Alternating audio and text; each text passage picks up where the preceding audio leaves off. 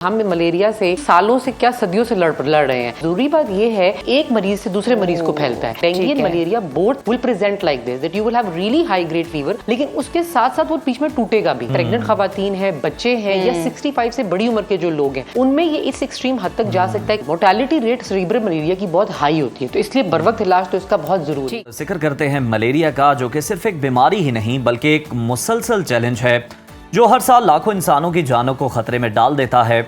हर साल 25 अप्रैल को पाकिस्तान समेत दुनिया भर में वर्ल्ड मलेरिया डे मनाया जाता है ताकि इस बीमारी के खिलाफ आगाही, हिफाजत और इलाज के पैगाम को आम किया जा सके।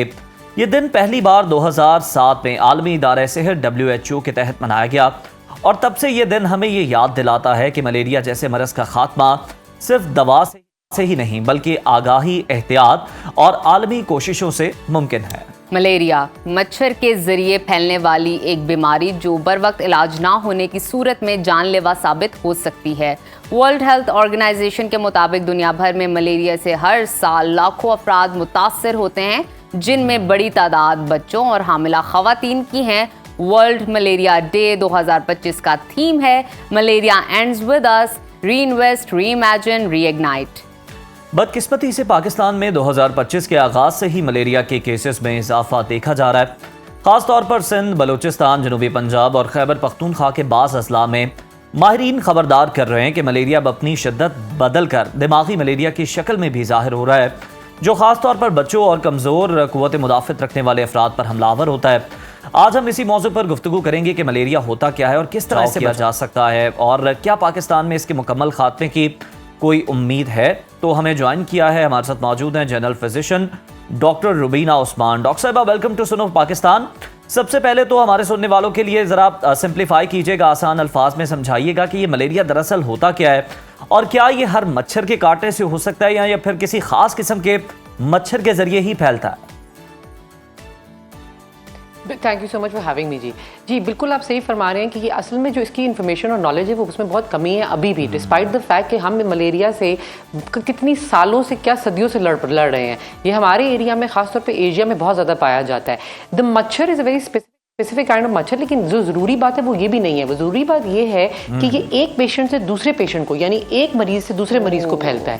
तो जो मरीज होता है जिसको मलेरिया के अंदर, जिसके अंदर जरासीम पाया जाता है, जब मच्छर उसे काटता है वो कैरियर बन जाता है और this is how it's transmitted. उसकी वजह से नुकसान ये हो रहा है कि कुछ अगर साइलेंट कैरियर्स हैं, कुछ लोग ऐसे हैं जिनको हल्का फुल्का बुखार होता है, वो उसको इग्नोर करते हैं, पैराडोल की गोली खाते हैं और बस कैरी ऑन करते रहते हैं, वो साइलेंट स्प्रेडर्स बन जाते हैं। तो उनके साथ जो है सबसे ज़्यादा खतरा होता है, जो हम अक्सर गांव देहातों में या जिन एरियाज़ में लैक ऑफ हेल्थ एक्सेस हो, उधर हम अक्सर ये देखते हैं। बिल्कुल ठीक। डॉक्टर साहिबा, बताइएगा मलेरिया की बुनियादी इलामात क्या होती हैं और इसकी तशखीस का तरीक़ेकार क्या है? इंटरेस्टिंग थिंग इज कि इतना कॉम्प्लिकेटेड ये है नहीं जितना हमने इसको बना दिया है। अच्छा। अगर आपको इस तरह का फीवर हो रहा है जो वेरी कर रहा है और फ्लक्चुएट कर रहा है, तो आपका हर चौकन हो जाना चाहिए, आपको ये सोचना चाहिए कि something else is going on. Dengue and malaria both will present like this that you will have really high grade fever, बहुत ज़्यादा मिकदार का आपको बुखार होगा, लेकिन उसके साथ साथ वो बीच में टूटेगा भी।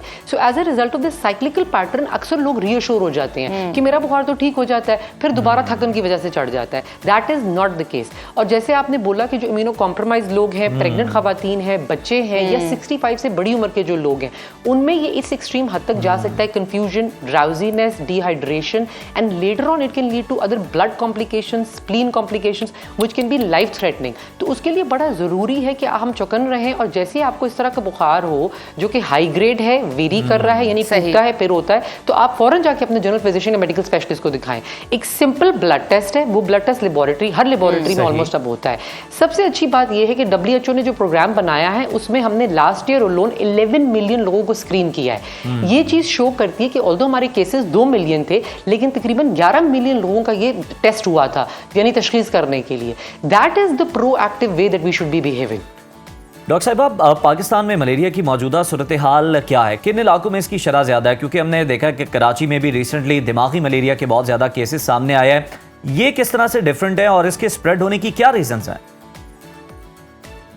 So the problem right now is कि ये प्रिटी मच एवरीवेयर है। The fact of the matter is जो क्लाइमेट चेंज हो रही है, जो मौसम की तब्दीली आ रही है, उसकी वजह से हमारी एक्सट्रीम हीट भी है, बारिशें भी बहुत ज़्यादा हो रही है, पानी भी खड़ा हो रहा है। So these are the some basic things जो इस चीज़ को डिसरप्ट कर रहे हैं, जो और हमारे कंट्रोल से भी बाहर है। I mean let's think about it, हम ये चीज़ तो नहीं कंट्रोल कर सकते कि हम मौसम को कैसे काबू पाएंगे। As a result of that the malaria is spreading much more. दूसरी बात ये कि अब लोगों के पास एक्सेस है, लोग अब ट्रैवल करते हैं, इस्लामाबाद वाला कराची कल पहुंच जाएगा 2 घंटे के अंदर, so on and so forth. So उसकी वजह से जो कैरियर्स हैं वो बिल्कुल ज़्यादा स्प्रेड कहीं भी जा सकते हैं किसी भी टाइम पे।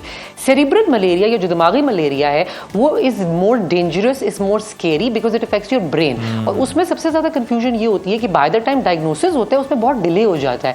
हमारे यहाँ lack of quick access to health is a problem. लोग लाइनों में नहीं लगना चाहते, लोग कहते हैं कि पैसे ना दें। There are multiple issues with accessing health care. यानी जो लोग शहर में भी रहते हैं वो कहते हैं अच्छा यार पहले काम पे चला जाऊं, पहले काम कर लूं, फिर जाऊंगा डॉक्टर के पास। And as a result of that ये चीज़ अक्सर इग्नोर हो जाती है। अच्छा डॉक्टर साहब, आप जो बात करी थी कि ये जो कैरियर होते हैं इसके मलेरिया के, ये ट्रैवल कर रहे होते हैं, तो क्या ये मुमकिन है रेलवे स्टेशन पर, बस स्टैंड पर और खासतौर पर एयरपोर्ट्स पर कि इनकी स्क्रीनिंग की जा सके? देखिए it's not impossible because if you think about it, Covid के ज़माने में भी हमने यही किया था कि हम थर्मोमीटर वहाँ पे ज़्यादातर नॉट जस्ट ट्रैवल प्लेसेस, ज़्यादातर रेस्टोरेंट्स में, होटल्स में, रिजॉर्ट्स में, हर जगह लोग थर्मोमीटर लेके खड़े होते थे। They didn't even have to touch the person, उनको टच किए बगैर आप टेम्परेचर उनका जज कर लेते थे। और जिनको बुखार होता था उनको साइडलाइन किया जाता था। So there are some simple things we can do. दूसरी चीज़ जो मैं बहुत ज़रूरी मेंशन करूंगी, देखिए हम वेट करते रहते हैं कि कोई और बाहर से आएगा और हमें रेस्क्यू करेगा। That is not the way we should be thinking. आप अपने इंडिविजुअल लेवल पे करें। अगर आपको कोई ऐसी बीमारी की इलामत है, अगर आपको लगता है कि आपको कोई ऐसी चीज जो टेस्ट होनी चाहिए, आप अपना जाके चेकअप कराएं। दूसरे लेवल पे अपने घर की सफाई का ख्याल रखें।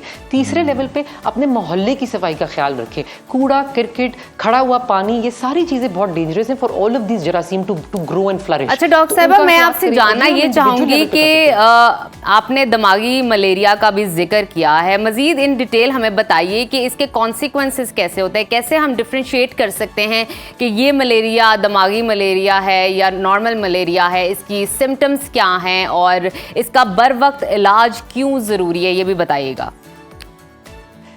The reason is the mortality rate cerebral malaria की बहुत हाई होती है, तो इसलिए बर वक्त इलाज तो इसका बहुत ज़रूरी है। जितना आप डिले करेंगे ट्रीटमेंट में, जितना आप जाके एक्सेस डिले से लेंगे, उतना ज़्यादा डिलेड आपकी ट्रीटमेंट होगी। सेकेंड थिंग, ये जैसे आपने पूछा कि भाई ये why is it more dangerous, simply because of the fact कि आपका ब्रेन एक बड़ा वनरेबल ऑर्गन है।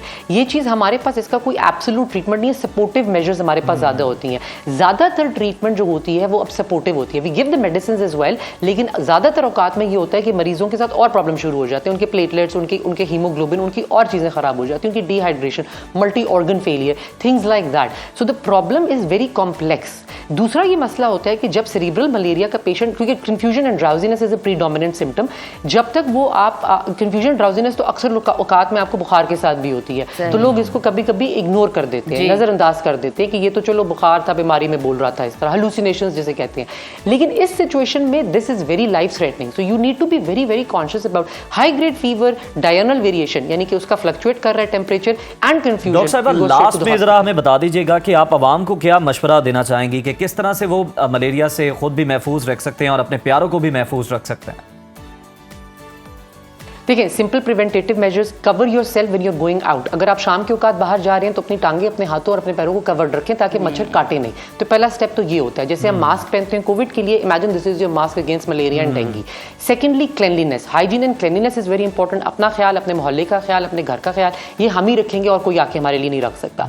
एंड थर्डली, सीकिंग हेल्प, यानी क्लिनिकल हेल्प बर वक्त। तो बर वक्त तौर पर जब आपको लगे कि आपको कोई ऐसी बीमारी है, फौरन एक आपके पास जनरल फिजिशियन होना चाहिए जिसको आप कॉन्टैक्ट कर सके और एक क्विक ब्लड टेस्ट भी करवा सके ताकि इस चीज में डिले ना हो। बिल्कुल, बहुत शुक्रिया डॉक्टर साहिबा आपके वक्त का, और आपने बड़े बेहतरीन अंदाज में और अच्छे तरीके से समझाया कि किस तरह हम खुद को और अपने प्यारों को मलेरिया से महफूज रख सकते हैं और किस तरह से जो है वो हमारी हुकूमत और जो अरबाब इख्तियार हैं वो इसमें इक़दाम ले सकते हैं ताकि ज़्यादा से ज़्यादा आवाम को इस बीमारी से बचाया जा सके।